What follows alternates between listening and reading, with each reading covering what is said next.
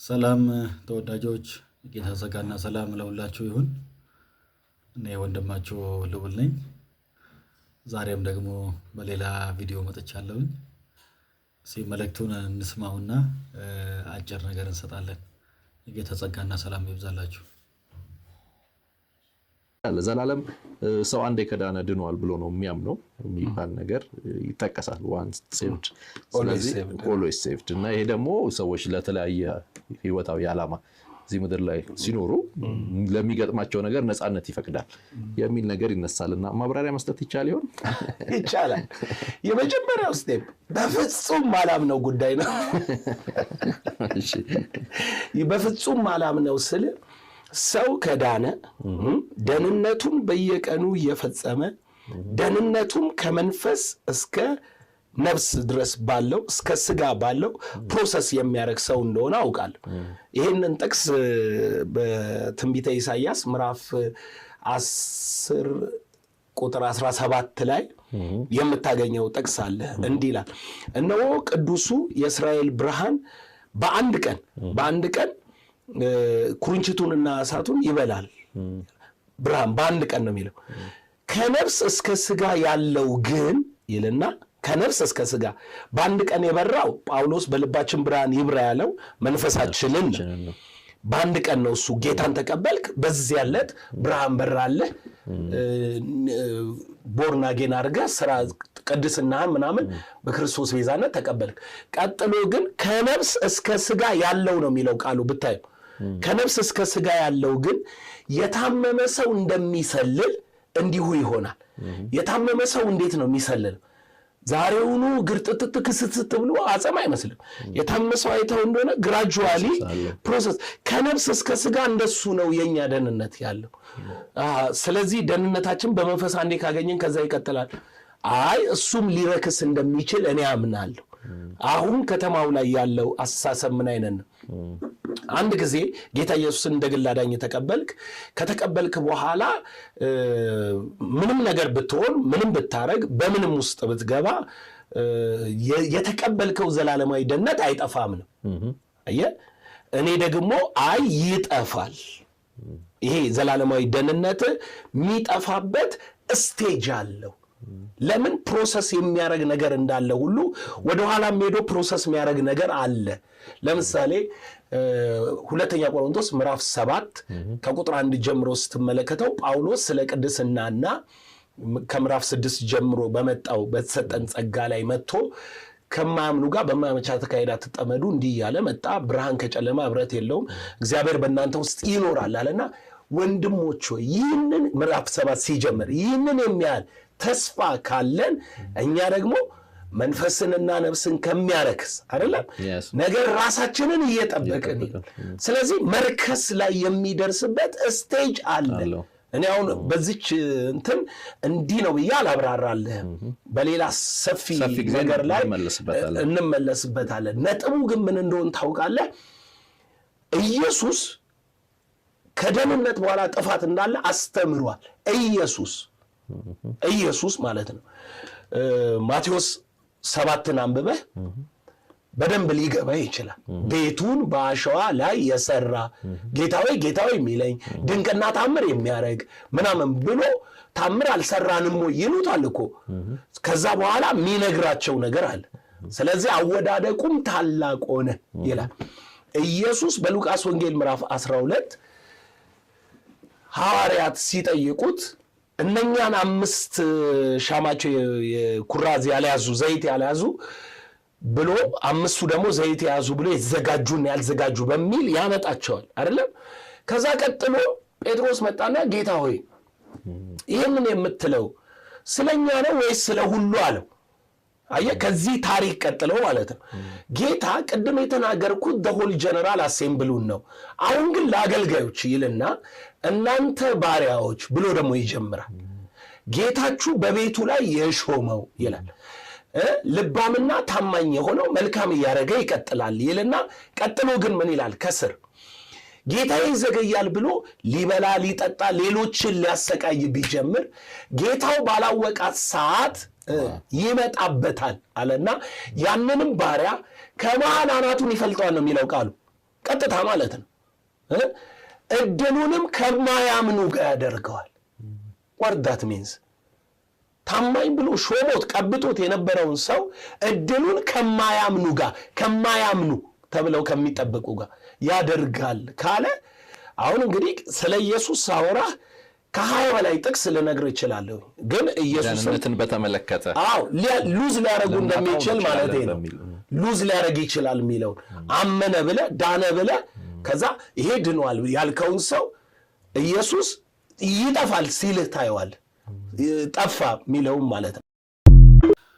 መልካም እንግዲህ ቪዲዮን እንደሰማችሁት ነው።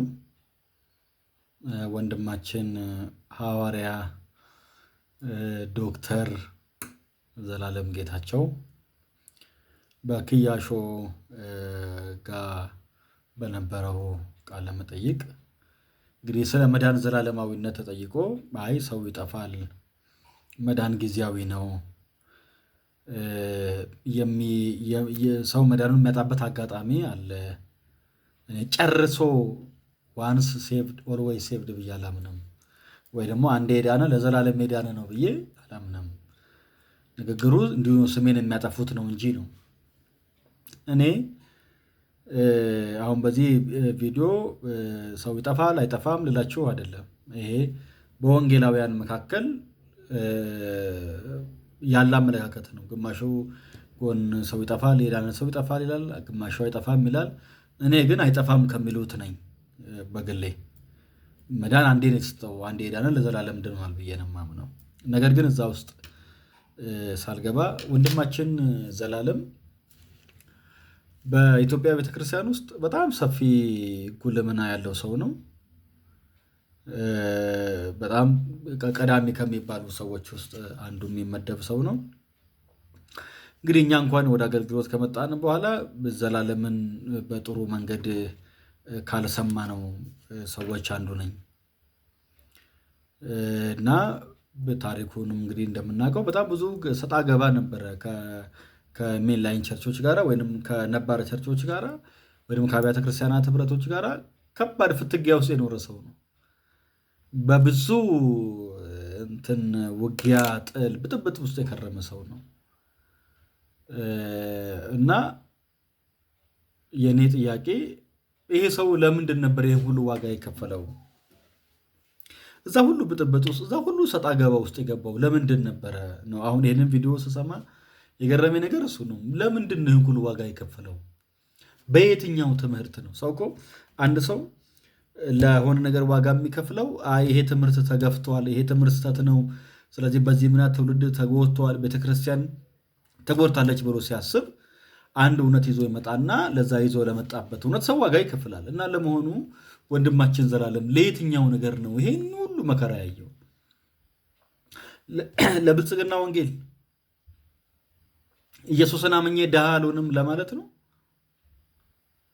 ለድህነቴ ኢየሱስ ሞቷል፣ ለዚህ ነው ይህ ሁሉ ዋጋ የተከፈለው? ሰውን በማያንጽና ምንም እርባን በሌለው ነገር ነው ይህ ሁሉ ዋጋ የተከፈለው? ነባር ቸርቾች እኮ ዋንስ ሴቭድ ብለው ነው የሚያምኑት። እና ይሄ በጣም አንድን ወንጌልን የእግዚአብሔርን ቃል በስርዓት የሚያጠና ሰው ይሄ ከሱ ሩቅ የሆነ መረዳት አይደለም። እና በዚሁ አጋጣሚ ነው ይሄንን ያነሳሁትና ለየትኛው ለምንድን ነበር ይህን ሁሉ ዋጋ የከፈለው? ኢየሱስ ሰይጣን ለማለት ዝም ብሎ ራሳቸው እንኳን እርግጠኛ ያልሆኑበትን ትምህርት እየሰበሰቡ ይመጣሉ፣ ህዝብ ላይ ይረጫሉ። ከዛ እኔ ድሮ እንዲህ ነበርኩኝ አሁን እንደዚህ ነኝ ምናምን ሲሉ መንገድ ላይ ታያላቸው። እና ለየትኛው ነገር ነው ይህን ያለ ዋጋ የከፈለው? ግርግር ውስጥ ሲገባ የነበረው፣ ብጥብጥ ውስጥ ሲገባ የነበረው ብዬ አሰብኩኝ። ለማንኛውም መዳን ይጠፋል ወይ ደግሞ መዳን ይወሰዳል ብዬንም አምነው አለ። ለዛ ደግሞ ማስረጃ አድርጎ ያቀረባቸው ጥቅሶች አሉ እና እኔ እነሱ ላይ ሀሳብ ለመስጠት ነው። ጥቅሶቹ ላይ እንግዲህ ይሄ ሰው እንግዲህ አፖስትል ነው፣ ሐዋርያ ነው። እንግዲህ መጽሐፍትን እንኳን በአውድ የማያነብ ሰው፣ መጽሐፍትን እንኳን በአውድ ተርጉሞ ማስረዳት የማይችል ሰው ሐዋርያ የሚባል ያህል ይሄንን መዓት በጣም ግብድዬ የሆነ መጠሪያ ግን መጽሐፍትን በስርዓት ተርጉሞ የማያስረዱ ሰዎች በዚህን ያህል ስም መጠራት ምን ይጠቅማል? ከዛም አልፎ ደግሞ ዶክተር ሆነዋል። አሁን ከቅርብ ጊዜ ወደዚህ መቼም በኬሚስትሪ አይደለም ዶክተርነቱ፣ በፊዚክስ አይደለም፣ በባዮሎጂ አይደለም፣ መቼም ያው በቴዎሎጂ ነው ዶክተሬቱ። ታዲያ በቴዎሎጂ ዲግሪ የሰራ ሰው እንዴት አንድን የመጽሐፍ ቅዱስ ክፍል በአውድ ለሰዎች ማስረዳትና ለራስስ መረዳት እንዴት ያቀታል? እኔ በጣም ነው አንዳንዴ የሚገርመኝ። ቴዎሎጂ ሰርተፊኬት መሆኑን በዚህ ትለያላችሁ። ከመጽሐፍ ቅዱስ ጋር ምንም ህብረትና ጊዜ የሌላቸው ሰዎች ዲግሪያቸውን የዲግሪ የማስተርስ የፒኤችዲ ሲቪ እያሳዩ ዝም ብለው ግራ ተጋብተው ግራ የሚያጋቡ ሰዎች አሉና አንዱም እንደ ወንድማችን ዘሌ አይነት ነው። እንግዲህ እኔ ያነሳቸውን አንዳንድ ጥቅሶች ላይ እውነት ሰው ይጠፋል እንኳን ተብሎ ቢታመን እነዚህ ጥቅሶች ናቸው ወይ የሚጠቀሱት? ነገራችኋለሁ። እንዳንድ ቪው እንዳንድ መረዳት እንኳን ይወሰድ መዳን ይወሰዳል የሚለው ቃል እንዳንድ መረዳት እንኳን የሚወስዱ ሰዎች አሉ ብለን ብንረዳ ሰው ይጠፋል ለማለት እነዚህ ጥቅሶች ናቸው ወይ የሚጠቀሱት የሚለውን ነገሮችን ማየት ያስፈልጋል። አንድ ወንድማችን ያነሳው ማቴዎስ 7 ነው። ማቴዎስ 7 ቤቱን በአሸዋ ላይ ሰራ ሰነፍ ሰው እንዲሁም የአባቴን ፈቃድ የሚያደርግ እንጂ ጌታ ሆይ የሚለኝ ሁሉ ወደ እግዚአብሔር መንግሥት የሚገባ አይምሰለው፣ በስምህ ተአምራት አላደረግንምን ሲሉ አይ አላቃችሁም አላቸው የሚል ቃላቶችን ነው አሁንም እናንተም እንደሰማችሁት ሲናገር የነበረ። ነገር ግን እነዚህ ጥቅሶች ከመዳን ጋር ተገናኝተው ወይ ደግሞ አንድ ሰው የዳነ ሰው መዳኑን ሊያጣ ይችላል ብለን ለማመን የምንጠቅሰው ጥቅስ ነው ወይ የሚለው ነገር በጣም ማስተዋልና መገንዘብ ይገባል። በጥቅሉ እስካሁን ድረስ መለቃቸውን ምስሎች፣ ቪዲዮዎች አዳምጣችሁ ከሆነ ስለ ዲስፐንሴሽን አንዱ ጥቅሙ ይሄ ነው። ዲስፐንሴሽን መጽሐፍ ቅዱስን በዘመንና በአውድ ለመፍታት ለመተርጎም ይረዳል። ዲስፐንሴሽን በጣም ለመጽሐፍ ቅዱስ ፍቱን ነው፣ ፍቱን ማብራሪያ ነው። በቃ እንደዚህ እንዳንዘላብድ ዝም ብለን ታዋቂነታችን ተደማጭነታችንን ብቻ ታሳቢ አድርገን ዝም ብለን እንዳንል ልጓም ያበጅልናል ዲስፐንሴሽን እና በጣም መሰረታዊ ነው። ፍቱን የመጽሐፍ ቅዱስ መፍትሄ ነው። ለማንኛውም ግን ማቴዎስ ወንጌል የሚነበበው ከቁጥር 24 አይደለም ወይ ደግሞ ቁጥር 28 አይደለም። ማቴዎስ ወንጌል የሚነበበው ከቁጥር 1 ጀምሮ ነው። ማቴዎስ 7 አሁን እሱ ቤቱን ቃሌን ሰምቶ የሚያደርገው የሚለው ቁጥር 24 ላይ ያለው ግን ሙሉውን ነው የምናነበው። ማቴዎስ 7 ምንድን ነው? የተራራውን ስብከት ጨርሶ ኢየሱስ ክርስቶስ ይሄ ትምህርት ሰው ያው በተራራው ስብከት ነው። ማቴዎስ 5፣ 6 እና 7 የተራራው ስብከቶች ናቸው። ሕጉን እየተረጎመ ነው ያለው። ስለዚህ ይሄ ክፍል ማቴዎስ ምዕራፍ 7 ባጭሩ ሕግን በሌላ ላይ የሚጭኑ ለራሳቸው ግን የማይኖሩ ደግሞም እውነተኛ የመንጋው እረኛ ሳይሆኑ የእግዚአብሔርን ቃል ሳያምኑ ሕጉን ሳይጠብቁ ነገር ግን በሕዝቡ መካከል እየሄዱ ጫናና ሸክም ስለሚፈጥሩ ስለ ፈሪሳውያን እየተነገረ ነው። ለመሆኑ እነዚህ በስምህ ታምራት አላደረግንምን? በስምህ ድዊ አልፈወስንምን? የሚሉት ሰዎች ምን አይነት ሰዎች ናቸው ብንል ቁጥር 15 ላይ እንደዚህ ይላል፣ የበግ ለምድ ለብሰው ከሚመጡባችሁ በውስጣቸው ግን ነጣቂዎች ተኩላዎች ከሆኑ ከሐሰተኞች ነቢያት ተጠንቀቁ ይላል። ከምን? የበግ ለምድ ለብሰው ከሚመጡባችሁ በውስጣቸው ግን ምን የሆኑ ነጣቂ ተኩላዎች ከሆኑ ከሐሰተኞች ነቢያት ተጠበቁ ይላል። አሁን ምን ለብሰው ነው የመጡት? የበግ ለምድ፣ የበግ ቆዳ፣ የበግ ፀጉር ለብሰው ነው የመጡት። ግን እነሱ ምንድን ናቸው? በጎች ናቸው? በጎች አይደሉም። እነሱ ተኩላ ናቸው። ለብሰው በጎቹን የተቀላቀሉት ግን የበግ ለምድ ለብስ ተመሳስለው ነው የገቡት እንጂ በጎች አይደሉም። ልብ አድርጉ። እነዚህ ሰዎች በጎች አይደሉም። የበግ ለምድ ለብሰው ነው የመጡት። ተኩላ ናቸው እነሱ። እነዚህ ከበጎቹ ወገን ሳይሆኑ ከበጎቹ ወገንን ብለው የሚመጡ ውስጣቸውን ግን የተለየ ዓላማ ይዘው የመጡ በጎቹን ለመብላት ለማጥመድ የመጡ ተኩላዎች ናቸው። ልክ ይህንን ሕዝቅኤል ምዕራፍ 34 ላይ ማንበብ እንችላለን። ለመብላት በጎቹን የሚሸልቱ ለመብላት በጎቹን የሚጠብቁ የብሉይ ኪዳን ካህናት ነበሩ። ስለዚህ እነዚህ ለምንድ ለብሰው የመጡ ተኩላዎች ናቸው እንጂ በጎች አይደሉም። በሌላ አነጋገር ተመሳስለው የመጡ ሰዎች ናቸው እንጂ የዳኑ ሰዎች አይደሉም። ሳይድኑ ግን እንደ ዳኑ ሰዎች ሆነው ከዳኑ ሰዎች ጋር ተቀላቅለው የሚኖሩ በዳኑ ሰዎች መካከል ሳይድኑ በጸደቁ ሰዎች መካከል ሳይጸድቁ መጥተው የሐሰት ትንቢት፣ የሐሰት ፈውስ፣ የሐሰት ተአምራትን እያደረጉ የሚኖሩ ለምሳሌ ይሁዳ ከ12ቱ ሐዋርያት አንዱ ነው። ጌታ ኢየሱስ ሐዋርያትን በላከበት ጊዜ ከተላኩት መካከል አንዱ ይሁዳ ነው።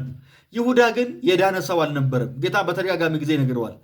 ዮሐንስ ወንጌል ምዕራፍ 6 የመጨረሻው ቁጥር ስናነብ ከእናንተ መካከል አንዱ ዲያብሎስ ነው ብሎ ይሁዳን ሲናገረው እናያለን። ይሁዳ ዲያብሎስ ነው።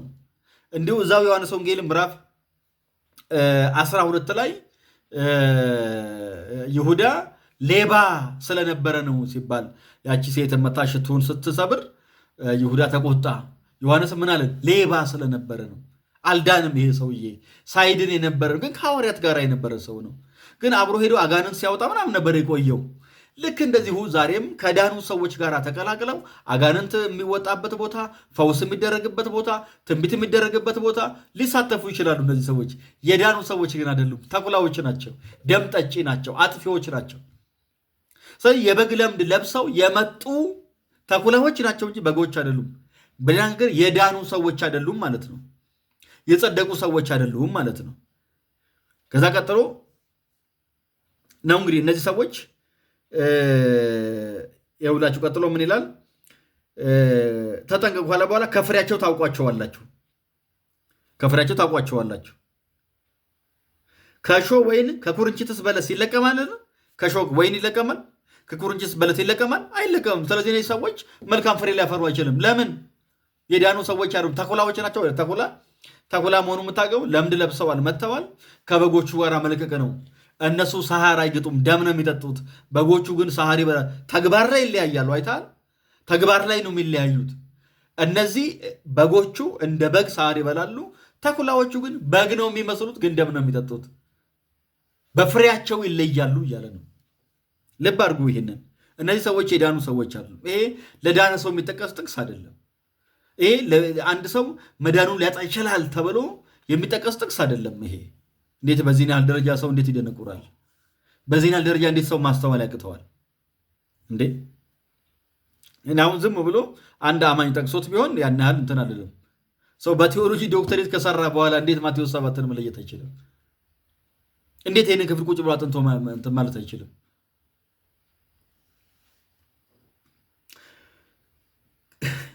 እንዲሁ መልካም ዛፍ ሁሉ መልካም ፍሬ ያደርጋል፣ ክፉ ዛፍም ክፉ ፍሬ ያደርጋል። በቃ ክፉ ዛፍ ክፉ ፍሬ፣ መልካም ዛፍ መልካም ፍሬ ነው የሚያደርግ። ለምን? ፍሬው የሚያሳየው ምኑ ነው? ዛፉን ነው። ፍሬው የዛፉ ውጤት ነው አይደለም? ስለዚህ እነዚህ ሰዎች ለምንድን ነው መልካም ማፍራት የማይችሉ? ዘራቸው የለማ። ያለ ዘር ሰው የገብስ ዘር ሳይኖር ገብስ ሊያፈራ እንደማይችል፣ ጤፍ ዘር ሳይዘራ ጤፍ ማፍራት እንደማይችል፣ የገብሱ ደግሞ ጤፍ የጤፉም ገብስ ማፍራት እንደማይችል፣ እንደዛ እነዚህ ሰዎች ክፉዎች ናቸው። ክፋት ነው ከውስጣቸው የሚወጣው።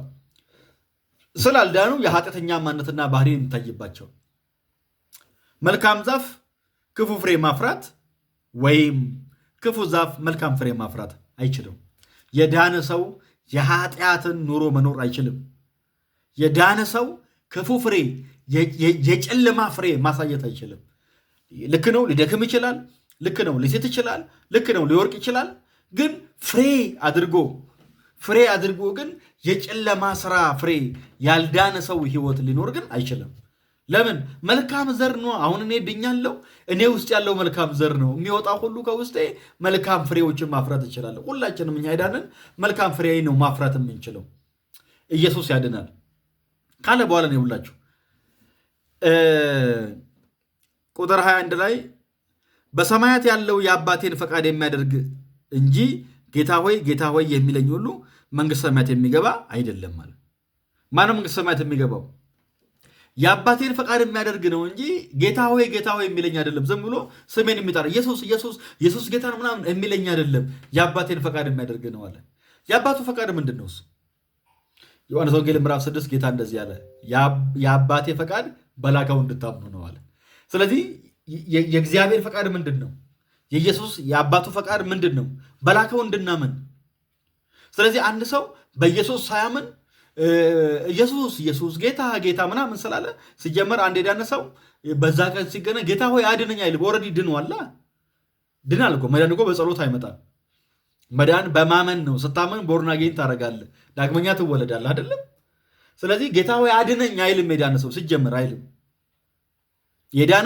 የዳነ ሰው ልጅነቱን ነው ምስክር የሚያደርገው እንጂ አገልግሎቱን፣ ጸሎቱን፣ ትንቢቱን፣ ፈውስን ይሄ የሰራተኛ ባህሪ ነው፣ የልጅ ባህሪ አይደለም። ልጅነት ልጅ ቤተሰቦቹ ጋር የሚያስቆጥረው እኔ እንደዚህ ያደርጉ ቤት አልወለወልኩም እንዴ እኔ ወጥ አልሰራውም እንዴ አይደለም አትልም። እንዴ ስላክ አልነበር እንዴ እኔ እንዲህ ሳገለግል አልነበር እንዴ አይልም። ልጅነት ማንነት ነው ወዳጆች። ስለዚህ ይሄንን በዚህ ክፍል ስናይ እነዚህ ሰዎች ያልዳኑ ሰዎች ናቸው፣ ግን አገልግሎታቸውን ይዘው ሲያደርጉ ነበረ። ለምን ነገርን ቁጥር 15 ሰዎች ተኮላዎች ናቸው፣ ግን ትንቢት ይናገራሉ። ሐሰተኛ ነቢያት ናቸው። የሐሰት ትንቢት ይናገራሉ፣ የሐሰት ፈውስ ያደርጋሉ። ሲጀመር አገልግሎት የመዳን ማሳያ አይደለም። አንድ ሰው ድኗል ማለት ይሰብካል ማለት አይደለም። ይሰብካል ማለት ድኗል ማለት አይደለም። ይጸልያል ማለት ይሰብኳል ጸድቋል ማለት አይደለም። ይህንን ሳይድንም ሳይጸድቅም ማድረግ ይችላል። ግን አንድ ሰው ሳይጸድቅ ፍሬ ማፍራት አይችልም። ሳይጸድቅ ማገልገል ይችላል። ሳይጸድቅ ግን ፍሬ ማፍራት አይችልም። ፍሬ የዳነ ሰው ባህሪ ነው። ፍሬ የጸደቀ ሰው ምልክት ነው። ኢየሱስ ያድነን። እነዚህ ሰዎች ማስረጃ አድርገው ያቀረቡት ይሄንን ነው። ልብ አድርጉ። ቁጥር 23 ላይ እንደዚህ ይላል፣ የዚያን ጊዜ ከቶ አላወቅኳችሁም፣ እናንተ አመፀኞች ከኔ ራቁ ብዬ እመሰክርባችኋለሁ። በተሳሳተ መንገድ ከምንጠቅሰው ጥቅስ አንዱ ይሄ ነው። እኛ አላውቃችሁም አላቸው ነው የምንለው፣ ግን አላውቃችሁም አይላቸውም። አላወቅኳችሁም። እነሱ ምን እያሉ ነው? ትላንትና እኮ ትንቢት እያወጣ ነበር፣ ትላንት እኮ እንዲያደርግ ነበር ሲሉ እኔ ያንም እኮ አላውቃችሁም ነበር፣ አላወቅኳችሁም ነበር። ዝም ብለህ ትተነብያለህ እንጂ እኔ እኮ አላውቅህም ነበር። ዝም ብለህ ትጸልያለህ እንጂ እኮ አላውቅህም ነበር። ምን ማለት ነው አላውቅህም ማለት? እግዚአብሔር ዓለምን አሁን በክርስቶስ ያውቃል። በጎቼ ድምፄን ይሰማሉ እኔም አውቃቸዋለሁ አላለም ዮሐንስ 10 ላይ። ስለዚህ ጌታ ኢየሱስ በጎቹን በሚያውቅበት እውቀት እነዚህን ሰዎች አያውቃቸው። እነዚህ የሰፈር በግ ናቸው። እነዚህ የጎረቤት በግ ናቸው። የኢየሱስ በጎች አይደሉም። ስለዚህ የሰው በጎች ስላልሆኑ ከሱ ቁጥር ውስጥ ስላልገቡ አይቀበላቸውም፣ አያውቃቸውም። አላወቁ ትላንትና ማለት አላውቃችሁም ብሎ አልካዳቸውም። ትላንትና አላውቃችሁም ነበር ነው ያለው። ጨርሶን ያላውቃችሁም ነበር ማለት አሁን አንድ ሰው አግኝታችሁት ጋሼ እኔ እኮ ያኔ እንደዚህ ያደርግ ነበር እንዲያደርግ ነበር ምናምን ቢላችሁ ትዝ አላልከኝ እኔ ማለት አላወቅኩም እንደምንለው እነሱ አገለገልን ይላሉ። ጌታ ግን አላወቅኳችሁም ይላቸዋል። አገልግሎታቸውን ማስረጃ ያደረጉት ጌታ ግን እኔ እኮ አላውቃችሁም ነበረ። እግዚአብሔር አብ እኛን በልጁ ነው የሚያቀን። እነዚህ ሰዎች በክርስቶስ ባለ እውቀት፣ በክርስቶስ ባለ መዳን፣ በክርስቶስ ባለ ሕይወት አይታወቁም። በክርስቶስ ባለ የዘላለም ሕይወት አይታወቁም። ግን እንታወቃለን። አገልግለን ነበረ፣ ተንቤን ነበረ፣ ጸልየን ነበር። ከዚህ ጋር ተነስቶ ነው እንግዲህ ቤቱን በአሸዋ ላይ ሰራ ማለት አለቱ ማን ነው? ክርስቶስ አይደል? ስለዚህ ክርስቶስን አምነው የኖሩ ሰዎች አይደሉም። ኬፋ የሆነ ሰሞን ወይ አንተ ኬፋ ነህ ማለት አለት ነህ። በዚችም ማለት ላይ ቤተክርስቲያን እሰራለሁ አለ። አለቱ ክርስቶስ ነው። እነሆ በጽዮን የማሰናከያ አለትን አኖራለሁ አለ። ቤቱን በአለት ላይ የሰራ ማለት ምን ማለት ነው? በኢየሱስ ያመነ ማለት ነው። በኢየሱስ ያመነ፣ በኢየሱስ የጸደቀ፣ በኢየሱስ የዘላለም ሕይወት ያገኘ ማለት ነው። ያመን ቤቱን በአለት ላይ የሰራ ማለት እንጂ የጾመ ማለት አይደለም። የጸለየ ማለት አይደለም። የመጸወተ ማለት አይደለም። የደከመው ማለት አይደለም። ሲጀምር ከብሉ ኪዳን ጥቅስ ተሰብስበው ለአዲስ ኪዳን አማኞች ስለ መዳን ዶክትሪን አይሰራም። ይሄ ትልቅ ስህተት እኮ ነው። አይሰራም። ድነናል፣ እየዳንን ነው፣ እንድናለን የሚለው ቃል በአግባቡ መታየት አለበት። ድነናል፣ ልክ ነው። መጽሐፍ ቅዱስ ድነናል፣ እየዳንን ነው፣ እንድናለን የሚል ቃል በቃል ባያስቀምጥም አጠቃላይ መጽሐፍ ቅዱሳችንን ስናነብ ግን ከነዚህ ነገሮችን አንድ ላይ መረዳት እንችላለን። ለመሆኑ እንድናለን ማለት አልዳንም ማለት ነው እንዴ? ዕለት ዕለት እየዳንን ነው ማለት አሁን እዚህ ጋር ያለው እኛ ዕለት ዕለት ያለውን መዳን የማንፈጽም ከሆነ እዛ ጋር ላይ ያገኘነው መዳን በቂ አይደለም ማለት ነው? ትላንት ኢየሱስን አምነን የዳንበት መዳን ገነት አያስገባንም ማለት ነው? ታዲያ መዳን ፕሮሰስ ነው በለኛ፣ መዳን ሂደታዊ ነው በለኛ። እንደዛ ከሆነ መዳን ቅጽበታዊ አይደለም። ትላንትና መንፈሳችን ዳግመኛ ተወልዷል። ዛሬ ነፍሳችንን እያዳንን እንሄዳለን። ነገ ስጋችን በትንሣኤ ይከብራል ማለት ዛሬ እኛ የነፍሳችንን መዳን እየፈጸመን አይደለም። ቅድስናን ፍጹም አላደረግንም ማለት በቅድስናችን ፍጹማን አልሆንም ማለት አንድንም ማለት ነው። ገነት አንገባም ማለት ነው። ደግሞ ሲያሻ መዳን ቅጽበታዊ ነው ትለኛለን። መዳን ቅጽበታዊ ከሆነማ ሂደታዊ አይደለም። የነፍስ መዳን ፕሮሰስ ማለት የሆነ ጊዜ ጸድቀ ሄደ የሆነ ቦታ አይደለም የምንድነው። አንዴ ድነሃል እኮ ጸድቀን ሄደን የሆነ ቦታ አይደለም እኮ የምንጸድቀው። አንዴ ጸድቀናል። የሆነ ቦታ አይደለም እኮ የዘላለም ሕይወት የምናገኘው። አንዴ የዘላለም ሕይወት አግኝተናል። ስለዚህ ሰው የነፍሱን መዳን ፍጹም ካላደረገ ቅድስናውን ፍጹምና ሙሉ ካላደረገ አይድንም፣ ገነት አይገባም ማለት ታዲያ ሃይማኖትን ለምን ትቀይራለህ? እዛው ኦርቶዶክስ አትሆንም እንዴ? እዛው ካቶሊክ ጋር አትቆይም? ከዚህ ውጭ እነሱ ምን አሉ ነው? ለአንተ የገባ ወንጌል ማርያም አታማልድም የሚለው ነው። ይሄ ወንጌል እኮ አይደለም። ማርያም አታማልድም ብሎ መጥቶ ኢየሱስ ጋር ያልደረሰ ስንት ቤንት ያለ ወዳጆች፣ በእውነት ከማርያም ተፋተው ኢየሱስ ጋርም ሳይደርስ መሀል ቤት አውራላ ሜዳ ላይ የወደቀ ግን ብዙ አገልጋይና አማኝ እንዳለ ይሰማኛል። ድነናል፣ በቃ ድነናል። ድኛለሁ። አው ድነሃል። በምን? በጸጋ እና ከዚህ በኋላ ሲኦል የምትገላበት አጋጣሚ ይኖራል እንዴ? ለምን ገባለሁ እንዴ? የዘላለም ሕይወት እኮ ነው ያገኘሁት። እኔ በማምነው በወንጌል እኔ በምሰብከው በወንጌል ሕይወትና አለመጥፋት ወደ ብርሃን መጥቷል እኮ። በእሱ የሚያምኑ የዘላለም ሕይወት እንዲሆኑ እንጂ እንዳይጠፋል እኮ። ስለምን መጥፋት ነው የምታወራው? ኢየሱስ ያድናል። ለማንኛውም መጽሐፍ ቅዱስን በአውድ መተርጎም በተጻፈበት ሐሳብና መንፈስ መረዳት ለራስህና ለትምህርት ተጠንቀቅ ነው የተባለው። ለራሳችንም ለትምህርታችንም እንጠንቅቅ። ይህንን በማድረጋችን ራስህንም የሚሰሙህንም ታተርፋለህ ተብለናል። ስለዚህ ወዳጆቼ ለራሳችንና ለትምህርታችን እንጠንቅቅ። ይሄንን ስናደርግ ራሳችንንም የሚሰሙንንም እናድናለን። ስለዚህ ድነናል፣ እየዳንን ነው እንድናለን ማለት ወደፊት ላንድን እንችላለን ማለት አይደለም። እና አንድ ሶሻል ሚዲያ ላይ የማውቀው አንድ ወንድም ይህንን ቃል እንዲህ ያሳክሉት ነበረ። ድነናል፣ እየተለወጠን ነው፣ እንከብራለን። ድነናል፣ እየተለወጠን ነው፣ እንከብራለን። እግዚአብሔር የተባረከ ይሁን። ድነናል፣ እየተለወጠን ነው። መለወጥ ማለት ወደ ክርስቶስ መልክ መምጣት ማለት ነው። ስለዚህ ወደ ክርስቶስ መልክ የምንመጣው ለመዳን አይደለም፣ ስለ ዳንን ነው። የክርስቶስን መልክ መስለን ስንጨርስ አይደለም ምንድነው? ክርስቶስን መልከን ስንጨርስ አይደለም የምንጸድቀው። ኢየሱስን ስናምን ድነናል። እግዚአብሔር የተባረከው። ወደፊት ደግሞ የሥጋን ትንሣኤ እንጠብቃለን። ሌሎችም ሀሳቦችን አንስተዋል። ለምሳሌ ስለ 10 ቆነጃጅት ተነስተዋል። 10 ቆነጃጅት እነዚህ ሰዎች የዳኑ ይውላችሁ። ዘይት መጽሐፍ ቅዱስ ላይ ምንድነው? መንፈስ ቅዱስ አይደል?